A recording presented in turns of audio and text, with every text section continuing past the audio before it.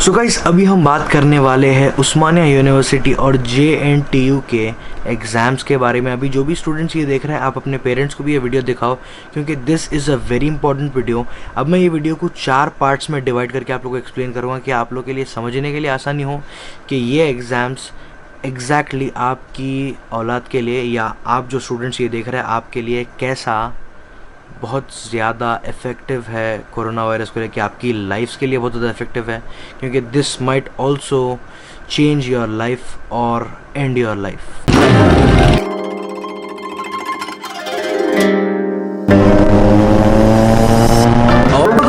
What is going on? Welcome back to yet another video. How are you doing, guys? I would like to thank my friend Umar Tauheed Ahmed for getting this in front of me। और मैं जो ये post देखा था वो था studentupdate.in का।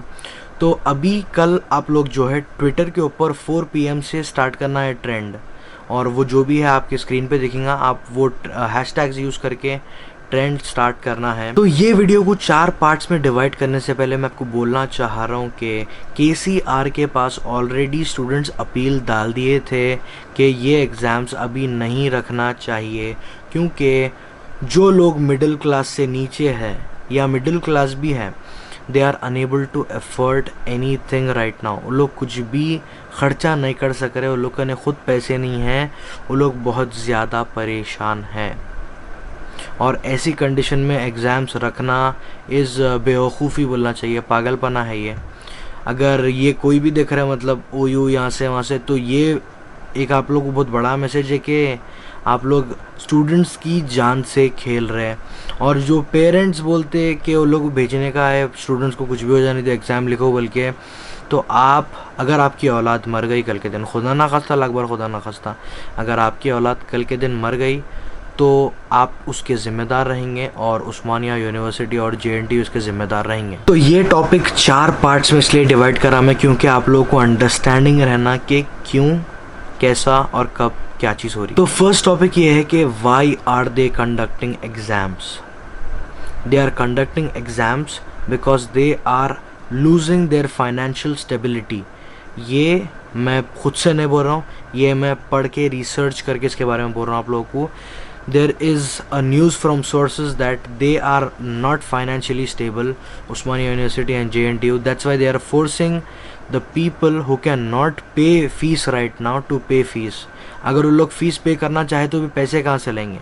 The people who are not having money should die and get money for you. ये वीडियो studentupdate.in पे से मैं देखा, और ये वीडियो आप लोग को देखना ज़रूरी है। We are protesting silently against the fee collection from the Osmania University in this pandemic situations, because we can't afford the fees, because we are of government degree colleges and we belong to the middle class family. So please share this video and support us, because it's necessary, because all of these students are suffering from this situations। जैसो fees बनने के मौके पे नहीं है हम लोग, कहीं बोलते 2 महीने लॉकडाउन था, तो तीसरा महीना चालू है, हमारे पास बिल्कुल ही पैसा नहीं है। अब आप ना फीस डबल लेंगे तो कैसा बनेगा? खाने पीने की परेशानी मिटाया जाता है कि जब फीस के डाल दिए, फीस बनना ही जरूरी है, बल्कि बोल नहीं तो फीस कहाँ से बनेंगे हम? हमें पास अब खुल के तो 4-5 दिन हुआ, अब बनो बल्कि फीस की डेट दे दी आप, फीस की डेट दे दी तो कैसा होता फिर? किसी भी से सेकेंड ईयर में मेरे बच्चे दोनों भी, और जैसे मैं फीस नहीं बनने के मौके में कहीं को बोल के बोलता मेरी गाड़ी नहीं चलती, मेरे और ऑटो ड्राइवर है, मैं फीस नहीं बन सकती हूँ। गवर्नमेंट से ये दरखास्त है मेरी, KCR साहब इतना सब कर रहे हैं ना, बच्चों की फीस ये उसकी माफ कर दीजिए। सेकेंड ईयर बल के नहीं है, हर किसी की माफ कर दीजिए ये साल। कहीं को बोलते हो सब जने लॉकडाउन से परेशान है। तो ये वीडियो से आप लोगों को आइडिया हो सकता है, जो अपना पहला पार्ट है why are they conducting exams is because they are not having money and they want money from people like these, जिनके पास ऑलरेडी पैसा नहीं है। ये मैं गिराने के लिए नहीं बोल रहा हूँ, ये मैं दिखाने के लिए नहीं बोल रहा हूँ, ये टाइम की ये हकीकत है कि किसी के पास भी उतना सफिशिएंट पैसा नहीं है। तो सेकेंड पार्ट ये वीडियो का है, पेरेंट्स के लिए ये बहुत इंपॉर्टेंट पार्ट है, क्योंकि आप लोग को मालूम होना चाहिए how are they conducting the exams. तो आपको ये भी मालूम होना चाहिए कि आप इंडिया में हैदराबाद में हैं, और OU और जो JNTU वाले हैं वो लोग सोशल डिस्टेंसिंग पहले चीज़ मेंटेन करेंगे बोल के बोल रहे हैं, मगर अगर मेंटेन नहीं कर सके या अगर मेंटेन करने के बाद में अगर कुछ हुआ तो उसके ज़िम्मेदार क्या ये लोग है? क्या इसकी ज़िम्मेदारी पूरी ये लोग लेंगे? यानी फिर जमाती अगर मुसलमान को हो गया तो जमाती बोल देंगे, कोरोना वायरस फैलाने के लिए आया था एग्ज़ाम में बोल देंगे। यानी अगर हिंदू को हुआ तो कोई और चीज़ के ऊपर इशू करेंगे, या कोई क्रिश्चियन को हुआ तो कोई और चीज़ के ऊपर इशू करेंगे। ये एक बहुत बड़ी मतलब सोचने की बात है कि यहाँ से भी एक इशू अराइज हो सकता, मतलब होगा नहीं, किसको मालूम अगर हो गया तो। सोचने की बात है, अपनी मीडिया तो पूरी बिक चुकी है, तो यहाँ से अगर उठा तो यहाँ से भी उठ सकता बराबर। तो सेकंड टॉपिक में एंड करते हुए आप लोग को ये बोलना चाह रहा हूँ कि अगर आप अपने बच्चे को भेजेंगे और सोशल डिस्टेंसिंग के नाम पे अगर सोशल डिस्टेंसिंग मेंटेन नहीं हुई तो उसकी, अगर उसको कुछ भी हुआ, आपके बच्चे को या आपकी बच्ची को अगर कुछ भी हुआ, तो उसके पूरे रिस्पॉन्सिबल सिर्फ आप और ये गवर्नमेंट और ये OU और JNTU रहेंगे। That is it. दिमाग में रखो कि corona virus is killing people, और वो तेलंगाना में रैपिडली ग्रो हो रहा, ख़त्म नहीं हुआ अभी कोरोना वायरस। लॉकडाउन खोल दिए, थोड़ा ईज़ करे, इसका मतलब ये नहीं कि आप बाहर निकल सकते। जिम्स बंद है अभी भी। जिम्स क्यों बंद है? जिम्स खुले रहते तो जिम्स में आप इम्यूनिटी बढ़ा सकते थे, इंसान की एक स्टेबिलिटी बढ़ती, he will be working out and he can do something for his life. Why are gyms closed? Because they don't get that much money from gyms.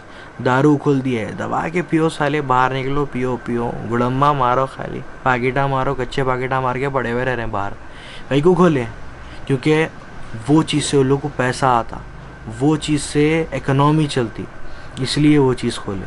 Hotels restaurants खोलने का प्लान कर लिए, हर चीज़ खोल दिए, मगर जिम्स नहीं खोले जहाँ पे इंसान अपनी इम्यूनिटी बढ़ाता जाके। ये एक पॉइंट है अपने को नोट करने के लिए।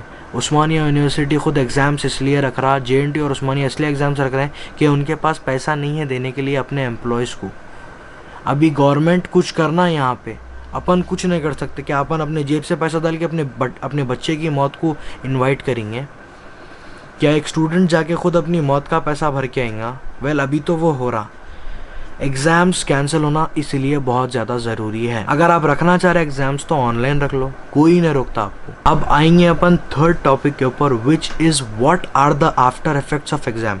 एग्ज़ाम्स तो हो जाएंगे पूरे, उसके बाद में अगर किसी को कोरोना वायरस हो गया, अगर किसी को नहीं, अगर जो क्लास में पूरे थे पूरे को कोरोना वायरस हो गया, एंड चलो अगर किसी की डेथ हो गई उसकी वजह से, तो will JNTU and OU take full responsibility of the person who has died?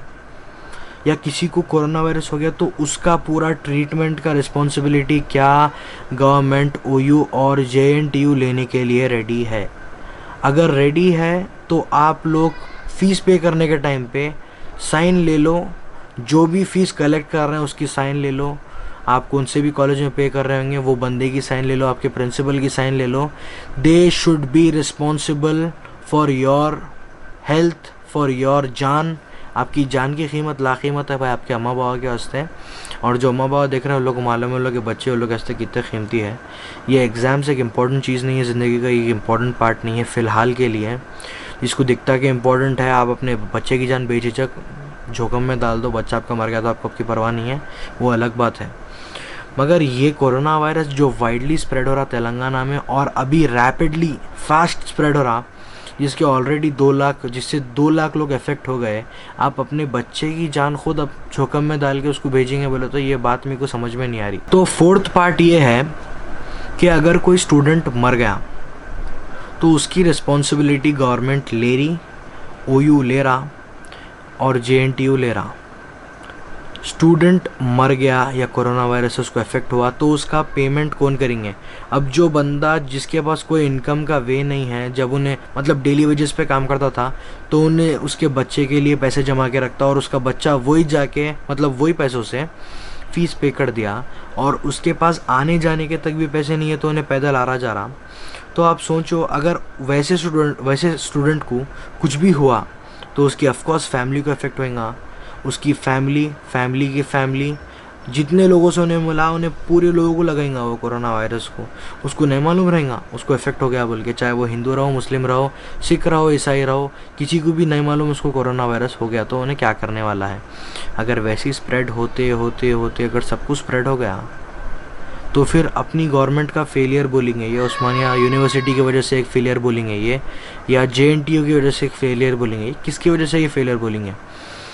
अगर उस्मानिया यूनिवर्सिटी, गवर्नमेंट और JNTU 100% रिस्पॉन्सिबिलिटी लेने के लिए रेडी है कोरोना वायरस पेशेंट के लिए, कोरोना वायरस स्प्रेड करने के लिए, या कोरोना वायरस के वजह से किसी की डेथ होने के लिए, अगर ये लोग 100% रिस्पॉन्सिबिलिटी ले रहे हैं, जब हिच आप लोग अपने बच्चे को घर के बाहर भेजो और उसको एग्ज़ाम लिखो बोलो जाके। नहीं तो आपको अपने बच्चे को फ़िलहाल के लिए बाहर भेजने की ज़रूरत नहीं है।